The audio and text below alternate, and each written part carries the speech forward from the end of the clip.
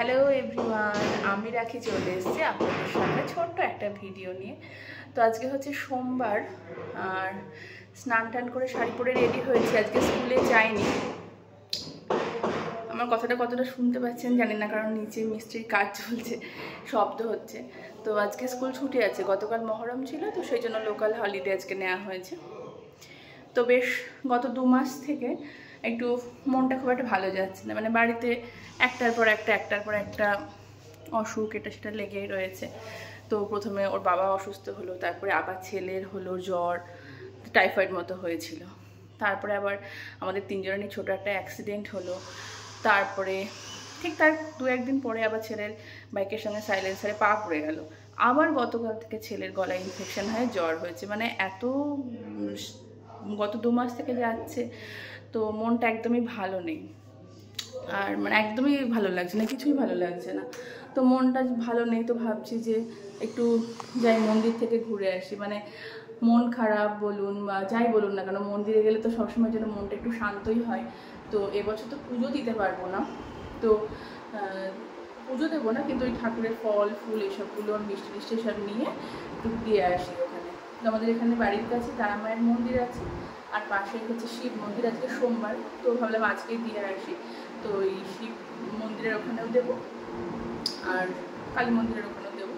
তো সেই জন্যই সকাল সকাল একটু সকাল না, এখন 12টা বেজে গেছে। তো ছেলে নিচেই আছে, ওর বাবা সকালবেলায় ডাক্তার দেখিয়ে নিয়ে আসলো। আসলে ও এত পরিমাণে ফ্রিজের জিনিস খায়, তো সেইখান থেকেই খুব সম্ভবত হয়েছে গলা ইনফেকশনটা। এই নিয়ে আপনাদেরকে একদিন ডিটেলসে বলবো জিনিসটা। তো যাই হোক, এখন ছটফট করে পুজোটা দিয়ে আসি। ওকে বললাম যে পুজো দিতে যাচ্ছি, ও একটু কান্নাকাটি করছে, তো তাড়াতাড়ি চলেই আসবো। এখানে ফল ফুল মিষ্টি সব রেডি করা আছে।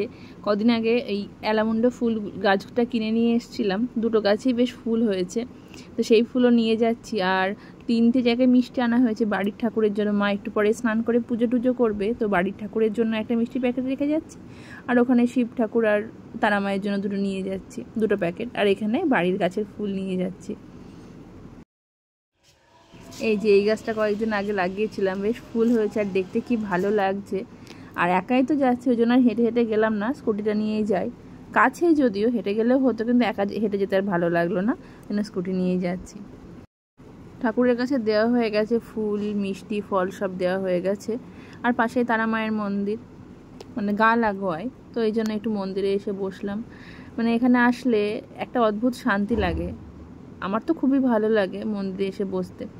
আসা হয় না, কিন্তু যখনই আসি মানে মনে একটা অদ্ভুত শান্তি পাই, সেই জন্যই আজকে আসা। আর এটা একদম তারাপীঠের আদলে এই মন্দিরটা করা। আমার এর আগের ভিডিওতে অনেকদিন আগে একটা ভিডিও দিয়েছিলাম, সেখানেও এই মন্দিরে পয়লা বৈশাখে খুব সম্ভবত এখানে এসেছিলাম, সেই ভিডিওতে আপনারা দেখেছেন।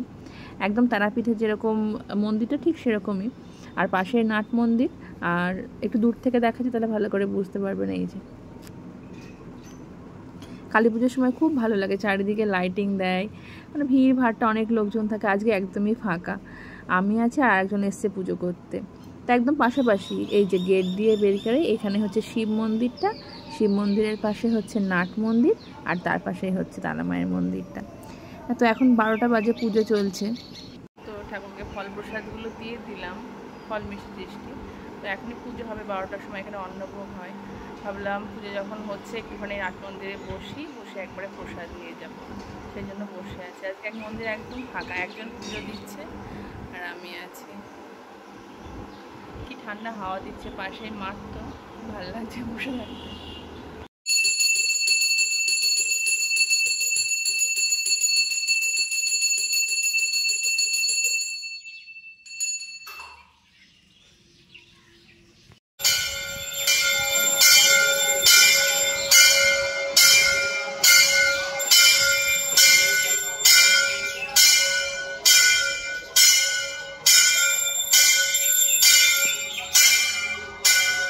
যে বাড়িও চলে এসেছি, আর এখানে একটা প্যাকেটে প্রসাদও দিয়েছে, ঠাকুরের অন্নভোগ মিষ্টি, আর তার সঙ্গে পূজার একটা ফুল।